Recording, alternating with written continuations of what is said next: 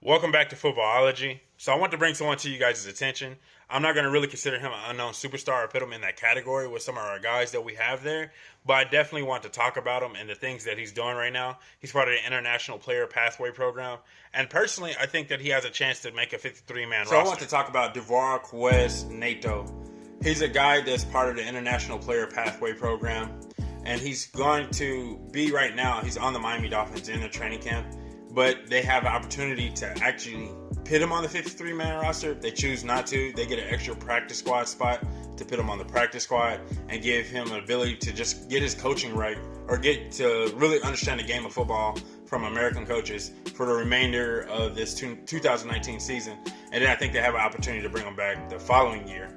But what I've seen so far on this guy, and the reason why I want to bring him to you guys' attention, was that he's really a good football player, in my personal opinion. Well, I'm not going to say good, sorry. I think he's a football player with some good foundational pieces in place. The guy is 6'4", 324, and he's extremely explosive for his size, and it shows a lot on screen and a lot on film. You can see him blowing gaps, and you can see him destroying guys when he gets there. But my biggest thing is what I've seen over the course of his whole entire footage and everything that I can find on him is that his consistency, and that's just, I don't know if that's just going to have something to do with time to understand and maybe things like that.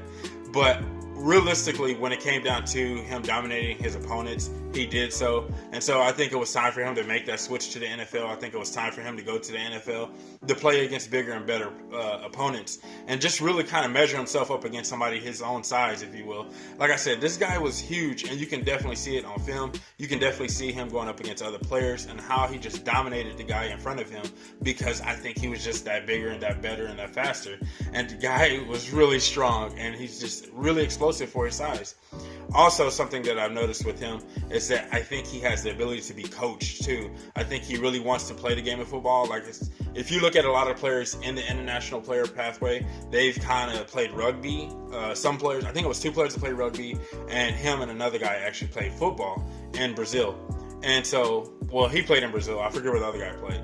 And so they actually played football. And so with that being, that foundational already, like we know the coaching in Brazil isn't A1, it is not perfection, but it was there. It gave them an ability to at least understand and learn the game from somebody who can kind of teach them a little bit more. So now I think with him being here in America and hopefully getting that coaching from the Miami Dolphins coaching staff, which I feel like they should activate him, and I'm going to tell you guys in a few seconds, but with him getting that coaching from the Miami coaching staff, I think that he's going to become a better player in due time.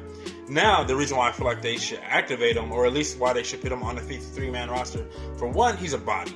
And I looked at their roster. They are really deep, both at the linebacker position and at the defensive line position, so it's going to be really hard for him to make it.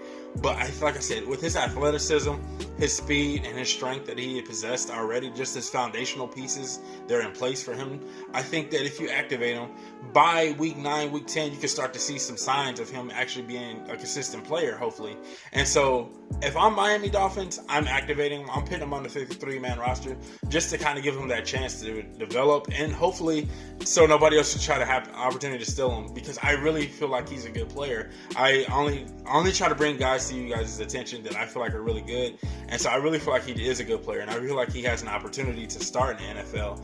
And being on a Miami Dolphins team with Brian Flores and what they want to do with their defense line and the rotations they like to do and the different scheme sets they like to do, and I think that's what's probably going to hurt them the most, is because I think that defensive scheme is going to be really complicated. And so for a guy that's just really starting to understand the game of football, and then you throw a whole complicated defensive scheme at him, it's going to be harder for him to actually adjust and be productive. And he's going to be a lot more thinking and then not enough reaction. And so that might hurt him in the long run. But like I said, if I'm Miami, I'm still activating him just because of his pure athleticism. He could play special teams. That's an extra special teams body. And then, people get hurt throughout the season. So, I don't know. I just want to see him play against bigger and better competition, because like I said, the competition that he was playing against, he was mauling dudes. He was eating dudes alive. And it's just because he was bigger and faster and better than they were. And that's usually how you can tell if somebody just doesn't belong. Like, they need to go upgrade their competition a little bit. Maybe if he was able or capable of playing in college, that would have been cool to see. Also, like, just to see him at that level, see if he can really hang, he can go get to like a Senior Bowl or something. Like, maybe the NFL should try that. Like, maybe have some of these guys come out to the Senior Bowl, like part of the international player pathway. Like, go to the Senior Bowl or go to some bowl games or something with some college players to really kind of measure their skills and see where they really fit in through this whole entire process. So that's all I have for this video for you guys. I really hope you guys enjoy this video. I just want to bring this guy to your attention. Like I said, not part of our unknown superstars, but definitely a guy I'm keeping on my watch list for the 2019 season, especially if he makes the Miami roster. And if you're a Miami fan and you've gone to the training camp, because I couldn't find any news or any information on him, and you've seen him at training camp and he stood out and he's actually made plays and things like that, let me know what you think of him, and let me know if you think he could play at this level. But if you guys are not a footballologist yet, go and subscribe to the YouTube channel today, become a footballologist, and stay safe, football fans.